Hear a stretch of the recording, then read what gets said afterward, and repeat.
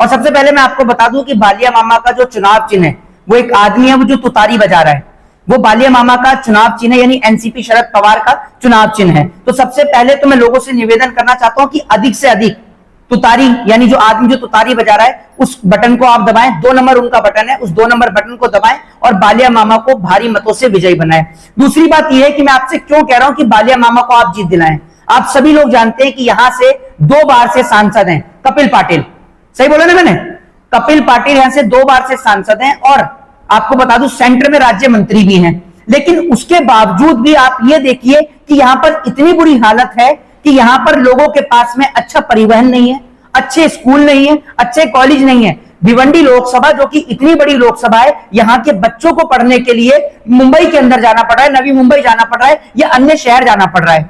यहां पर अगर किसी व्यक्ति की हालत खराब हो जाए तो यहां पर एक ही हॉस्पिटल है, आईजीएम, उसके अलावा कोई और हॉस्पिटल नहीं है। मतलब आधे लोगों की जान तो सिर्फ और सिर्फ एम्बुलेंस में चली जाती है। तो ऐसे आदमी को चुनने का क्या फायदा जो आदमी एक बेहतर स्कूल नहीं बना पाया, एक बेहतर अस्पताल नहीं बना पाया। सिर्फ और सिर्फ अगर उसने विकास किया है तो सिर्फ और सिर्फ अपना विकास किया है। और मैं दावे से कह सकता हूं कि अगर कपिल पाटिल के यहां पर रेड हो जाए तो भिवंडी से सारा लूटा हुआ पैसा इनके और इनके साथियों के घर पर ही मिलेगा, यह मैं दावे के साथ आपसे कह सकता हूं।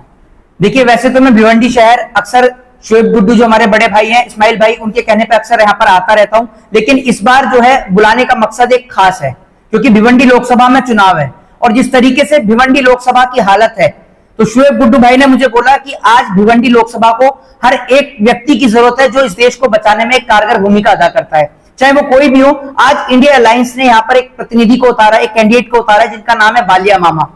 आप सभी लोगों को पता है कि यहां पर शिवसेना उद्धव ठाकरे, एनसीपी शरद पवार, समाजवादी पार्टी अबू आसिम जी और तमाम जो इंडिया अलायंस के जो लोग हैं, इंडिया अलायंस की जो पार्टियां, उन सब ने मिलकर यहां पर एक कैंडिडेट को उतारा जिनका नाम है बालिया मामा। और सबसे पहले मैं आपको बता दूं कि बालिया मामा का जो चुनाव चिन्ह है वो एक आदमी है, वो जो तुतारी बजा रहा है, वो बालिया मामा का चुनाव चिन्ह है, यानी एनसीपी शरद पवार का चुनाव चिन्ह है। तो सबसे पहले तो मैं लोगों से निवेदन करना चाहता हूं कि अधिक से अधिक तुतारी, यानी जो आदमी जो तुतारी बजा रहा है उस बटन को आप दबाएं। 2 नंबर उनका बटन है, उस 2 नंबर बटन को दबाएं और बालिया मामा को भारी मतों से विजयी बनाएं। देखिए, टोरेंट पावर को लेकर मैं आपको बता दूं, मैं दिल्ली से आया हूं।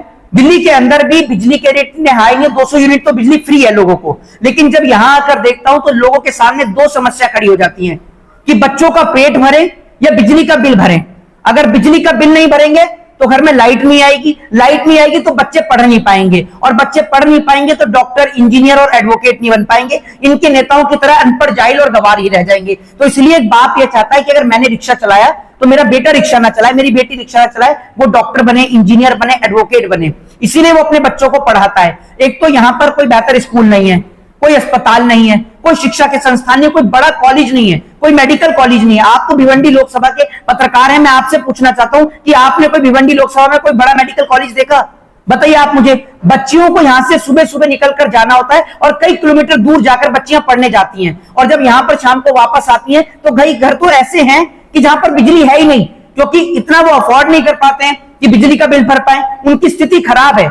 दूसरी बात यह कि भारतीय जनता पार्टी जिस हिंदुत्व के नाम पर पूरे देश में वोट मांग रही है, और वो कपिल पाटिल जो जिस हिंदुत्व के नाम पर वोट मांग रहा है, मैं कपिल पाटिल से पूछना चाहता हूं कि आप भी गाय को माता बोलते हैं, लेकिन आप गाय को सिर्फ माता बोलते हैं और हम गाय को माता मानते हैं। मैं पूछना चाहता हूं कि जिन्होंने गौ माता को काटा, जिन्होंने उनका बीफ बेचा, उसी कंपनी से आपने 250 करोड़ रुपए की फंडिंग ली है इलेक्ट्रल बॉन्ड के नाम पर। उस पर आप क्या कहेंगे? ये जो इलेक्ट्रिसिटी कंपनी है, इससे भी आपने इलेक्ट्रल बॉन्ड के नाम पर चंदा लिया। तो चंदा लेने वाले आपको और हमें लुटवाने का काम कर रहे हैं और कुछ नहीं कर रहे। और जिसे राम की बात करते हैं, मैं आपको एक बात बता दूं, राम के नहीं, ये कुर्सी के पुजारी हैं, और कुर्सी की लगी बीजेपी को बीमारी है, और इस बीमारी के चलते साम दाम दंड भेद की नीति को अपनाती है। इसको कोई फर्क नहीं है। मैं पूछना चाहता हूं कि भिवंडी की लोकसभा में इतने तमाम मेरे हिंदू भाई हैं, मुस्लिम भाई हैं, सिख भाई हैं, ईसाई भाई हैं, एससी, एसटी, ओबीसी, माइनॉरिटी, आदिवासी, हर यहां पर तबके का लोग है। मैं पूछना चाहता हूं कि क्या उनको फायदा मिला?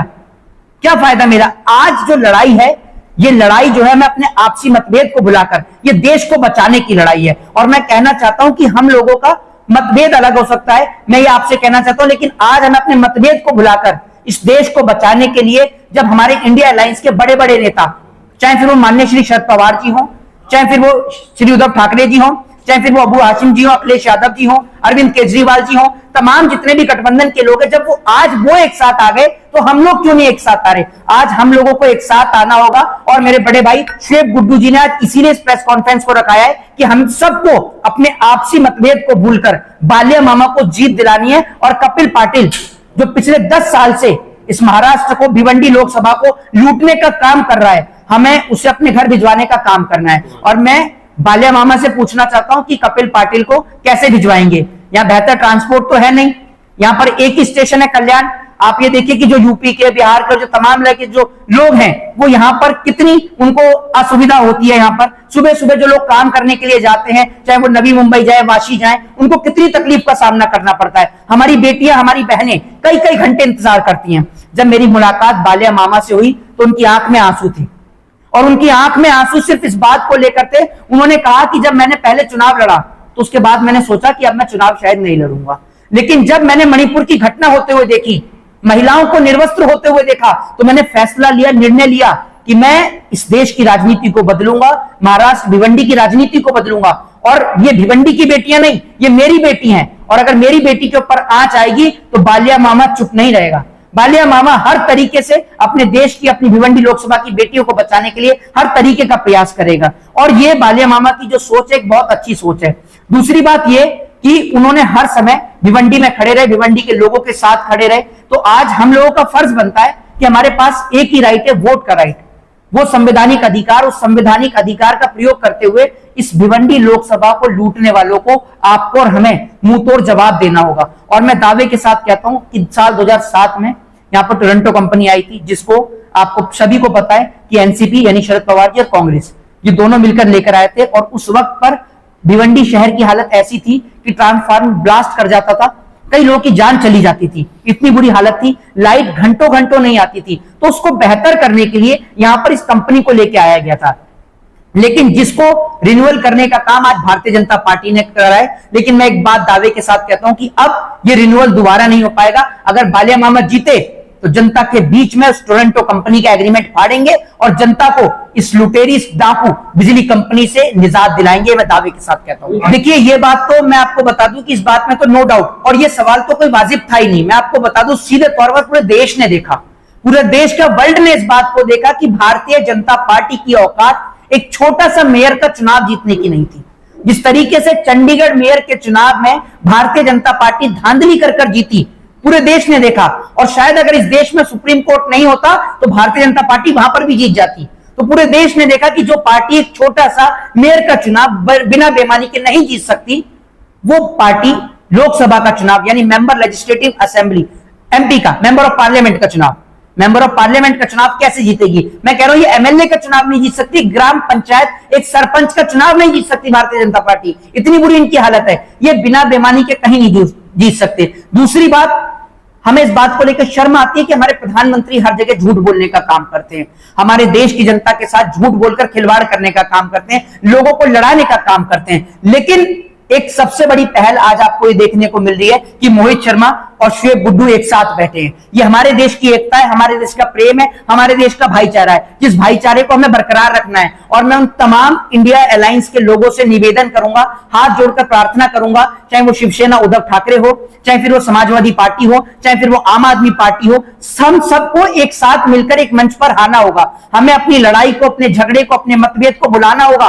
क्योंकि हमारा लक्ष्य सिर्फ एक है, भारत को बचाना, देश को बचाना। जिस तरीके से हमने अंग्रेजों से लड़ाई लड़ी, अंग्रेजों को भगाने के लिए हम सब एक हुए, हिंदू, मुस्लिम, सिख, ईसाई, दलित, सिख, आदिवासी सब एक हुए, तब हमने मिलके अंग्रेजों को भगाया। तो आज आप ये समझ लीजिए, ये भी एक लड़ाई इस देश को बचाने की लड़ाई है, जिस लड़ाई में आप सभी को बालिया मामा, शुएब गुड्डू के साथ में एक साथ आना होगा और एक साथ आकर इंडिया अलायंस को मजबूत करना होगा। अपने आपसी झगड़ों को भुला दीजिए, मतभेद बिल्कुल खत्म कर दीजिए और आप ये समझिए कि लड़ाई सिर्फ देश को बचाने की है, क्योंकि अगर देश बचेगा तो देश के अंदर चुनाव बचेंगे, देश के अंदर आप और हम बचेंगे। लेकिन अगर देश ही नहीं रहेगा तो आप और हम भी नहीं रहेंगे। देखिए, एक बात मैं आपको बता देता हूं, बालिया मामा ने उस गुट को छोड़ा इसलिए क्योंकि वहां पर उनकी सुनी नहीं जा रही थी।